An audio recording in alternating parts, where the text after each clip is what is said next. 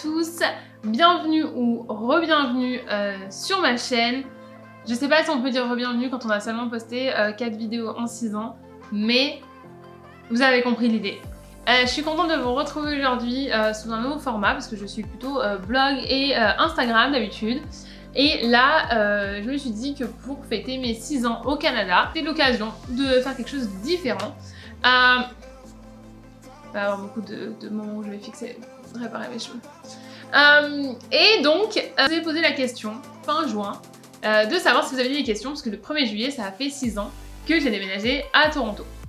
Donc, si vous arrivez ici par hasard, je m'appelle Astrid, je suis originaire du sud-est de la France, j'ai grandi entre l'Ardèche et Valence, et j'ai déménagé au Canada, à Toronto précisément, en 2014, donc 1er juillet 2014. Je suis blogueuse, j'ai créé un blog, le blog Frenginto, qui répertorie pas mal d'informations pour aider les Français et francophones en général à mieux vivre leur immigration à Toronto.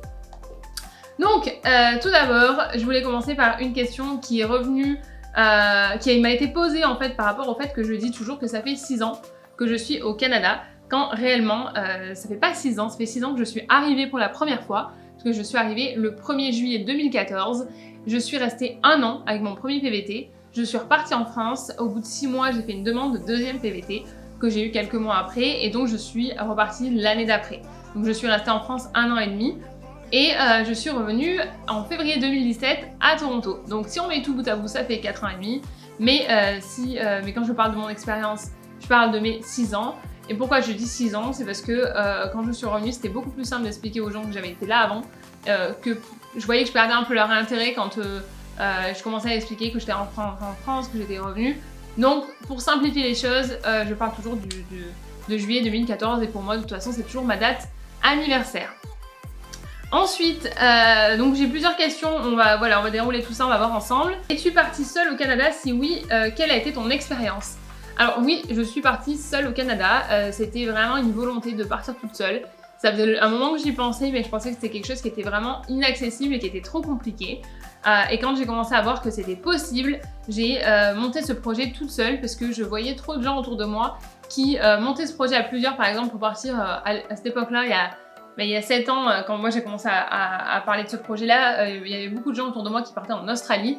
Et c'est vrai qu'il y en avait toujours un dans le lot qui se dégonflait au dernier moment et qui ne partait pas. Donc ça remettait tout le projet en cause. Donc je voulais vraiment pouvoir compter que sur moi-même. Et je pense que c'était aussi vraiment un choix de vie, un projet de vie. Et je me voyais pas le partager avec... c'est vraiment quelque chose que je me voyais pas partager avec quelqu'un. Et donc je suis partie toute seule. J'ai par contre pris l'avion et loué le Airbnb la première nuit avec quelqu'un qui était dans ma région et qui partait aussi le même jour, qui a pris son billet par rapport à moi parce qu'on s'était rencontrés après que moi j'ai pris mon billet. À l'époque sur pvtis.net, on avait une carte en fait, on pouvait voir où se trouvaient les gens autour de nous qui partaient dans la même destination. Donc on s'était connectés comme ça et donc on a passé le vol et la première nuit Airbnb qu'on a partagé. Et moi le lendemain j'ai trouvé mon appartement, donc je suis pas restée bien longtemps, mais par contre voilà, c'était cool d'avoir quelqu'un avec soi. Citoyenneté canadienne, donc non, pour ceux qui ont suivi, j'ai eu ma résidence permanente l'année dernière, donc en avril 2019. Il faut un certain nombre de jours après, qui est l'équivalent d'à peu près 2 ans, sur le territoire, donc ça veut dire qu'à chaque fois qu'on sort du territoire, on doit déduire ces jours-là pour pouvoir postuler pour la citoyenneté. Donc normalement, moi, je devrais, avec les voyages, cette année, ça ne nous enlèvera pas beaucoup de jours, le peu de voyages qu'on peut faire, mais je devrais être éligible mai l'année prochaine, donc mai 2021. Et après, ça prend entre 6 mois et 1 an pour être traité, donc j'espère être canadienne d'ici 2022. Alors, l'amitié avec tes amis de France a-t-elle changé? Si oui, comment as-tu vécu cela? Alors j'en avais déjà parlé dans un article qui parlait pas exactement de ça, mais je vous mettrai dans la barre d'infos en dessous. Regardez, je suis une vraie youtubeuse. Je sais même pas dire le mot, et en plus je prétends être une vraie youtubeuse. Mais vous voyez ce que je veux dire, je vais me battre avec mes cheveux pendant tout le truc, hein, je vous ai prévenu. Et donc j'avais parlé de ces amitiés qui changent et du fait que c'est pas parce qu'aujourd'hui on est plus sur la même longueur d'onde que ça enlève tout ce qu'on a partagé avant, mais je dois avouer que ça a changé énormément de choses entre mes amitiés en France et mes amitiés et le fait que je sois ici, pour plusieurs raisons. Il y a les relations qui ne se vivent pas à distance, que ce soit de mon côté ou du leur, des fois c'est pas simple. Puis je pense qu'au bout d'un moment, quand on sait qu'on va rester ici plus longtemps et surtout qu'on développe son cercle d'amis ici, on a peut-être moins, ça va avoir l'air très méchant ce que je veux dire, mais le besoin d'être toujours attaché à la France parce que finalement, notre quotidien il est ici et ce que je dis souvent c'est que si aujourd'hui je devais retourner en France, j'ai des amis, j'ai des amitiés très fortes, mais par contre c'est des gens, j'ai plus l'amitié que je peux avoir ici. Au dernier moment je peux dire viens on va avoir un café, viens on va manger, bon pas café mais vous avez compris l'idée, viens manger chez moi, j'ai plus ces amitiés-là en fait. J'ai des amitiés très fortes avec des gens avec qui pourtant je parle tous les jours. Et aussi les amitiés que j'ai en France aujourd'hui, elles sont souvent assez récentes puisque c'est des gens que j'ai rencontrés pendant mes 18 mois en France. Ça, je pourrais vous en parler plus longuement si ça vous intéresse, mais je trouve que c'est vraiment différent. Je l'ai vécu, cette année j'ai un peu eu de mal. J'ai un peu eu du mal à comprendre pourquoi... parce que c'est nous qui partons, donc c'est difficile aussi de reprocher aux gens de pas prendre de nouvelles ou de pas être réactif ou de pas partager, mais c'est aussi en fait c'est difficile de trouver sa place. Mais j'ai mes habitudes avec mes copines en France et mes copains et en fait on n'aura peut-être pas des échanges tous les jours, mais par contre je peux rentrer en France, on trouvera toujours un moment pour se voir et on a des échanges qui sont hyper qualitatifs. Donc voilà, donc je vais dire que je me suis bien ajustée, mais la première année c'était difficile. Ça c'était en anglais. Do your parents understand your decision about living abroad? Est-ce que tes parents comprennent ta décision de vivre à l'étranger? Pour être honnête, mes parents n'ont pas vraiment été impliqués dans mon processus quand j'ai décidé de partir vivre à l'étranger. Je l'ai annoncé à mes grands-parents d'abord qui m'ont vraiment soutenue. Et ça n'a pas été, pour moi c'était même pas envisageable en fait que quelqu'un me dise de ne pas faire ce que j'avais envie de faire. Et je l'ai dit plusieurs fois et je le redis encore. Je suis vraiment contente d'avoir été soutenue par ma famille parce que même mon frère et ma soeur, je suis quand même l'aînée donc je comprends que ça peut être un peu déstabilisant d'avoir sa soeur qui part à l'étranger, mais ils ont toujours fait passer mon projet et mes envies avant leurs sentiments, donc j'ai pas eu de problème à ce qu'ils comprennent ce que je voulais faire. Est-ce que ta famille a déjà pu venir te voir au Canada depuis ton immigration? Alors oui, ma cousine est venue me voir il y a 3 ans. Ma mère devait venir ce mois-ci, mais avec le Covid, elle a dû annuler son séjour. Et donc j'espère que ça sera repoussé à l'année prochaine. Et j'espère aussi que mon frère pourra venir. Ma sœur a des... je vais vous raconter toute la vie de ma famille maintenant. Ma sœur ayant des chevaux, c'est un peu plus compliqué pour elle de prendre du temps, de prendre plusieurs jours d'affilée pour venir.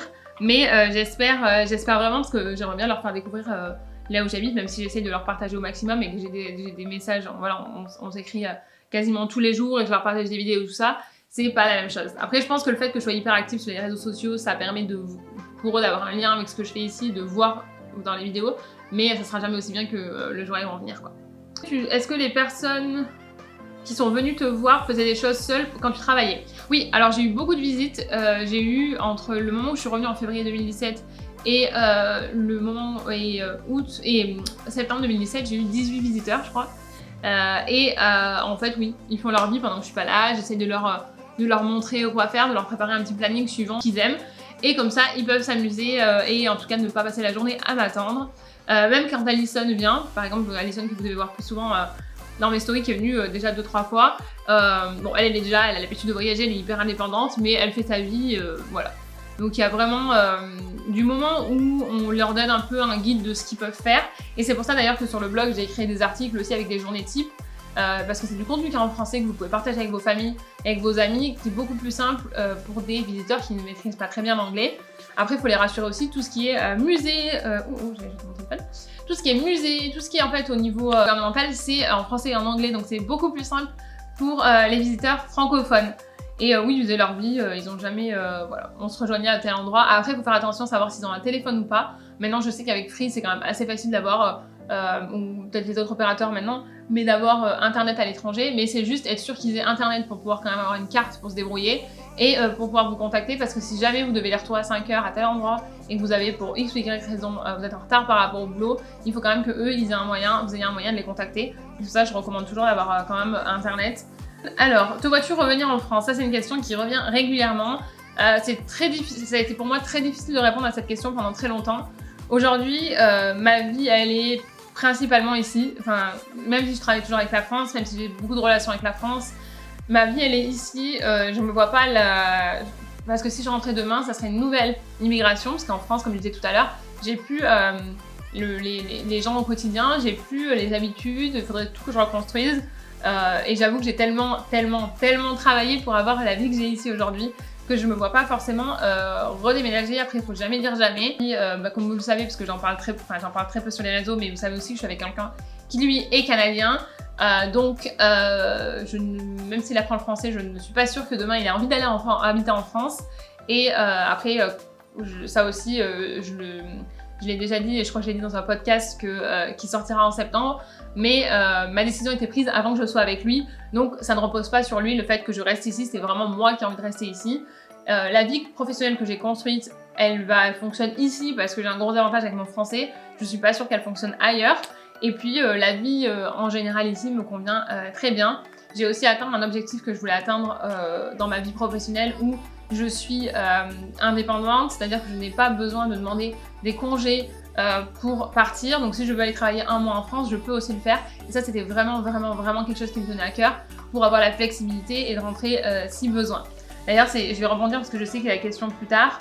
Je l'ai lu et c'était en termes de congés, tu en as assez pour rentrer en France. Voilà, moi j'ai toujours réussi à rentrer en France quand je voulais, 2 fois par an en général, parce que j'avais des événements avec Allison, donc j'avais aussi besoin d'être en France. Et ce que je vous recommande, c'est aussi d'avoir la conversation avec votre entreprise, de savoir si vous avez la possibilité de travailler à distance. Parce que ça, c'est ce que j'ai fait plusieurs fois, et c'est vrai que ça permet quand même de bouger, de profiter de sa famille le soir, et de pas trop être bloqué par les 2 semaines de congé, parce que ceux qui ne savent pas, au Canada c'est 2 semaines de congé minimum, donc on est loin des 5 semaines françaises, mais par contre ça se fait, et moi j'ai réussi, je me suis jamais sentie bloquée en tout cas pour rentrer, quitte à prendre des jours des congés sans solde quoi. Est-ce que tu imagines ou envisages, ou as-tu déjà envisagé de changer de province? Ça rejoint un peu ce que j'ai dit avant, non.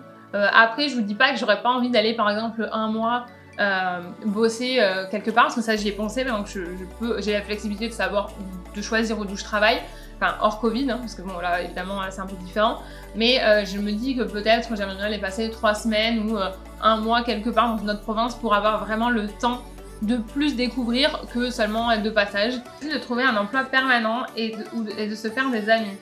Un emploi permanent, moi j'ai jamais eu de mal à trouver un emploi permanent. Je sais que c'est difficile pour beaucoup de personnes.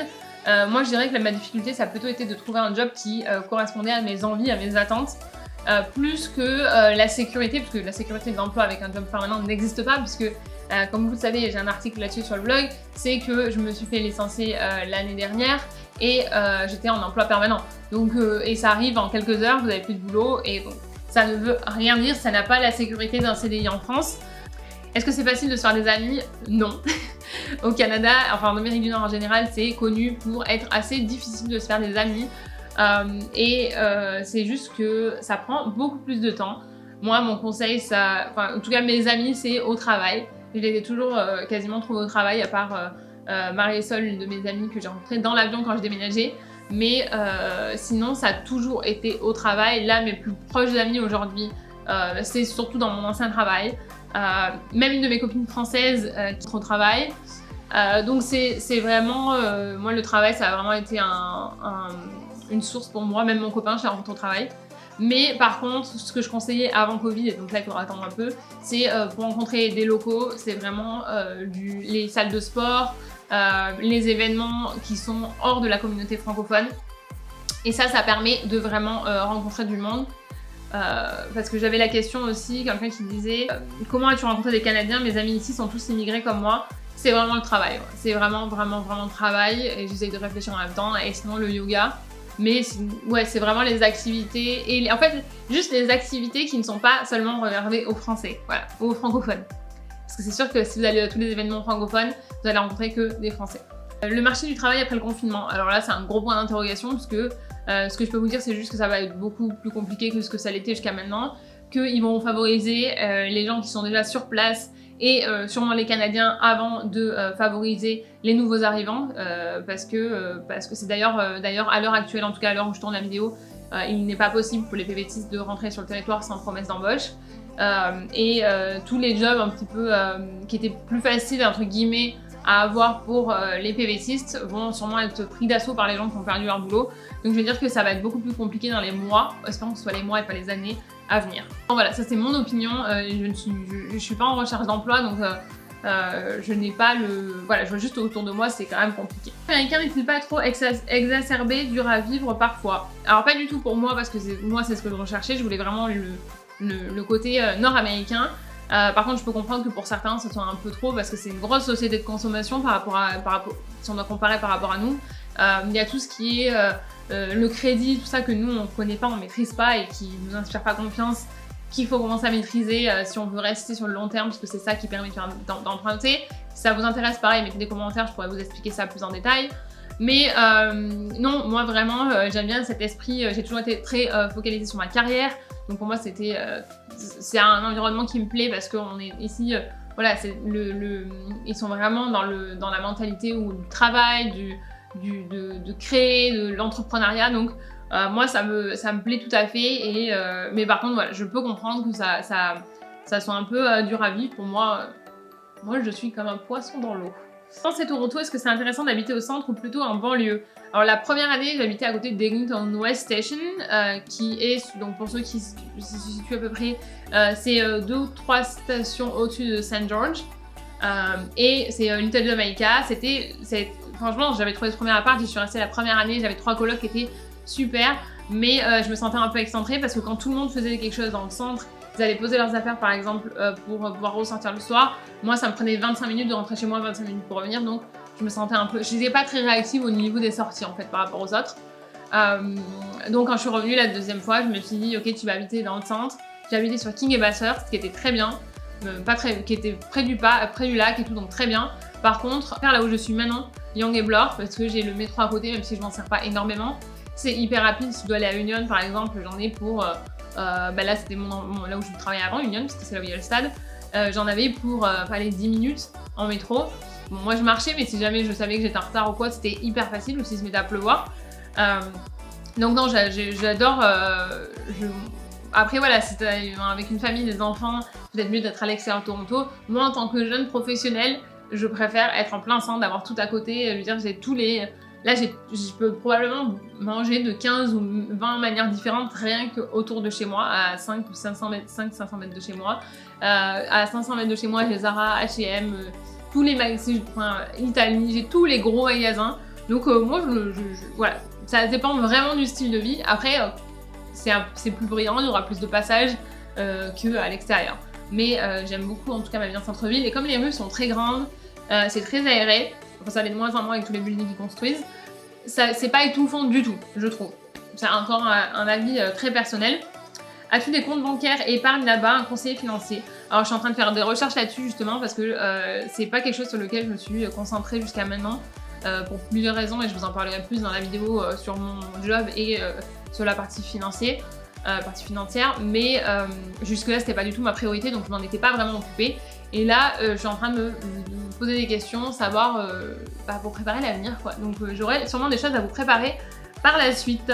Y a-t-il des fromageries sympas et peut-on réellement vivre en mode zéro déchet? Pour les fromageries, si t'as de l'argent, tu peux acheter du fromage. C'est vraiment la condition pour avoir du fromage. Après, il y a plusieurs endroits où tu peux en trouver, c'est juste plus cher qu'en France. Ah, ça y est. Oh là là. Cette transition du lisse au naturel, on va pas se mentir, c'est pas simple. Pour ceux qui me suivent sur Instagram, je vous partage ça de temps en temps, c'est pas simple. Réellement en zéro déchet, alors je ne le suis pas, même si je limite au maximum, je ne suis pas zéro déchet, donc je ne pourrais pas exactement vous dire. Par contre, je sais qu'il y a il y a Bulk Barn, déjà vous pouvez aller acheter en vrac. Et ensuite, j'ai vu qu'il y avait un magasin qui avait ouvert, j'essaierai de retrouver le nom et de vous le mettre dans la barre d'infos, dans l'ouest je crois, et c'est pareil, zéro emballage. Donc je pense que c'est possible, mais comme beaucoup de choses à Toronto, il faut faire 800 000 magasins pour tout trouver comme on veut. Et ça, je vous en parlerai un jour des magasins, c'est pas simple. Donc quels sont les 3 trucs que tu as retenus des années passées ici? Une chose que j'ai retenue, c'est vraiment d'apprécier ce que j'ai. parce que je me suis rendu compte en fait que déjà moi quand je suis venue ici, je pensais que c'était un truc de fou de partir, de quitter mon pays et de me retrouver ici, alors qu'en fait quand on rencontre d'autres personnes qui nous expliquent qu'elles ont dû fuir leur pays ou elles ont pas la possibilité de rentrer dans leur pays d'origine, ça fait vraiment prendre du recul sur ce que nous on est en train de vivre. Oui, à mon échelle, c'est un truc de fou ce que je suis en train de vivre. Par contre, à l'échelle du monde, c'est rien du tout. J'ai pris 0 risque parce que si demain je veux rentrer dans mon pays m'accueillera, je l'espère, à bras ouverts. Et je suis pas en danger dans mon pays d'origine. Donc je pense que c'est vraiment ça que j'ai appris, à vraiment apprécier ce que j'avais et à comprendre la richesse de ce que j'avais. Quelque chose que... Et ça c'est un petit plus, et ça j'aimerais bien aussi développer plus là-dessus, mais j'ai aussi compris ce que ça voulait dire d'être française, parce que je pense que je maîtrisais pas la largeur, en tout cas l'importance de notre culture, avant de me retrouver dans une autre culture. Parce que tout ce qui fait que je suis française est exacerbé ici, alors qu'en France, je pensais que c'était normal. Et là, quand je suis entourée de personnes qui ne sont pas françaises, je me rends compte de ce qui fait de moi une française. J'ai appris à donner et à partager. Donc ça, c'est vraiment quelque chose avec les workshops par exemple, mais aussi avec le blog qui m'a appris d'aller contre la nature un peu française, de garder ce qu'on a pour soi de peur que l'autre nous le vole et qu'on ne l'ait plus, hein, vous savez, la mentalité française. J'ai appris à repartager et que ce que moi je savais, c'est pas parce que je le donnais que ça allait changer ce que moi je savais. Ça allait juste permettre de multiplier et au contraire de créer des échanges hyper intéressants qui allaient moi aussi me permettre d'évoluer. Donc ça, c'est aussi quelque chose que j'ai vraiment retenu de ces années passées. Et la dernière chose, je dirais que c'est rien n'est impossible. Je sais que ça fait un peu cliché, ça fait un peu... Mais c'est vrai, rien n'est impossible. Moi, j'ai vraiment pensé pendant longtemps que c'était très très compliqué de partir vivre à l'étranger. J'y suis arrivée, j'ai réussi à reconstruire une vie de zéro. Après, voilà, je veux pas vendre le rêve canadien parce que ce n'est pas vrai. Ça m'a demandé énormément de temps, ça m'a demandé énormément de travail. Et je veux pas dire de sacrifice parce que tout ce que je l'ai fait vraiment de bon cœur et parce que je savais où je voulais aller. Mais par contre, on n'est pas arrivé un jour en me disant Astrid, tout est prêt pour toi et on t'a préparé un avenir au Canada.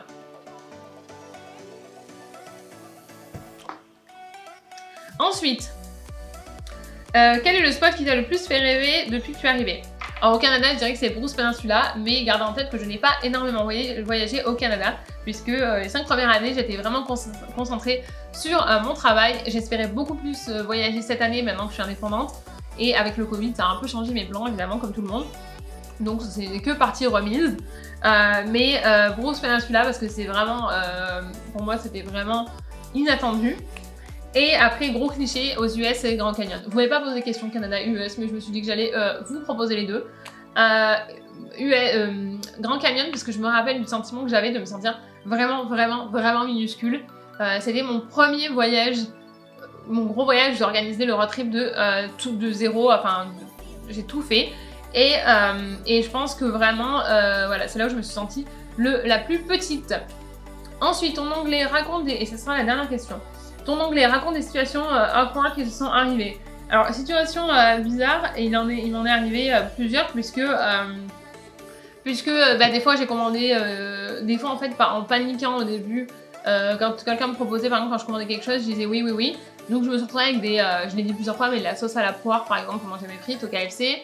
Je me suis des fois, j'ai commandé des cocktails qui étaient hyper épicés, donc imbuvables.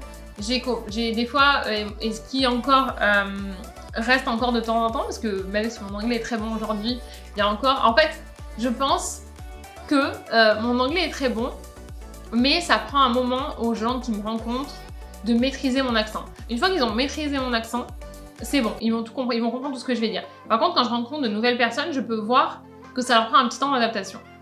Par exemple, quand je travaillais, si jamais les gens avec qui on travaillait pas tous les jours ne comprenaient pas ce que je disais, je me tournais vers ma collègue et ma collègue leur répétait. Parce que elle avait le décodeur en fait. En fait, je parle vite de base. Et ensuite, je le vois l'autre jour quand mon copain évidemment comprend tout ce que je dis, puis on se connaissait déjà avant, donc il a eu le temps de bien maîtriser le code Astrid, mais on était avec ses amis et j'ai vu qu'il y en a une qui rigolait. En fait, on le voit, c'est que les gens rigolent pas vraiment, ils rigolent par politesse. Et je me suis dit, en fait, elle a pas du tout compris ce que j'ai dit. Elle a pas du tout compris ce que j'ai dit. Donc j'ai dit, je répète et je dis, ah, ça c'est la réaction que j'attendais. Donc c'est plutôt ça, si une en particulier, oui. C'est en fait se concentrer. En anglais on dit focus. Par contre, nous quand on le dit avec notre accent, et c'est pas seulement moi, c'est souvent tous les francophones, ce qu'ils entendent c'est focus. En fait, j'ai dit dans une réunion où on était, mon manager était française, donc elle, pas de problème, elle comprenait très bien ce que je disais. Et j'ai 2 directeurs et un des chefs qui étaient avec moi. Et je leur ai expliqué le projet, que pour le photoshoot, qu'on allait se concentrer sur cette partie-là. Et quand je l'ai dit, bon, c'était pas du tout méchant parce qu'on avait l'habitude de travailler ensemble et qu'il avait l'habitude de m'entendre dire ça, mais ça l'a fait rire. Et c'est vrai que c'est juste un peu bizarre comme situation parce que t'es en train de dire que t'es en train de penser quand même que devant eux, tu viens d'utiliser le mot. Ouais. C'est juste des petites situations comme ça qui sont un petit peu gênantes. Mais voilà, c'est tout pour aujourd'hui. Ça fait plaisir de pouvoir partager un peu de mon expérience. J'espère en tout cas que toutes ces réponses vous aideront. Si vous avez d'autres questions, n'hésitez pas à me suivre sur Instagram.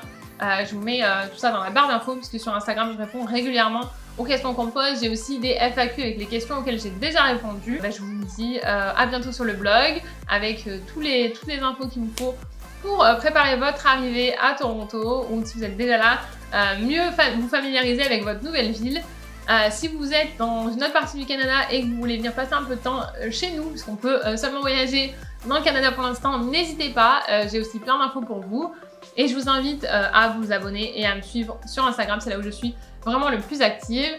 Et je vous souhaite une excellente fin de journée, début de journée, n'importe où que vous soyez dans le monde et à n'importe quel moment que vous regardez cette vidéo. J'espère qu'elle vous a plu, je vous dis à très bientôt.